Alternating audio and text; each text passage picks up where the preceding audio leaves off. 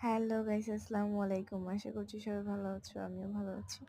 So দেখতেই পাচ্ছ, খুব সুন্দর পরিবেশ। গ্রামে কি সুন্দর পরিবেশে বড়ি পাড়া হচ্ছে।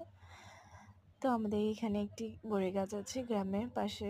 ওটা হচ্ছে আমার ননসের বাড়ি, ওর পাশেই একটি বড়ি গাছ। খুব টক মিষ্টি বড়িটি এত মজা যা বলার বাহিরে। যাই হোক, আমরা এখানে চলে আসলাম। চলে আসার পর ওরা কাড়াকাড়ি শুরু করে দিছে, ওরা নিবে।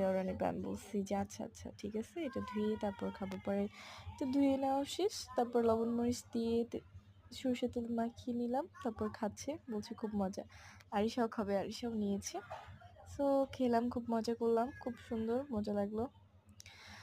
যেহেতু ও বলতেছে যে ঝাল খাবো, তো আরিশাকে খাওয়াতে চেয়েছিলাম, খাইনি। তো দেখতেই পাচ্ছেন হয়ে গেছে, নিচে বসে বসে পাশেই বসে বসে খাচ্ছি।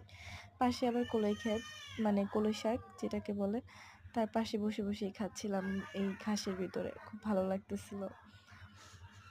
আর ও আমার কথা শুনে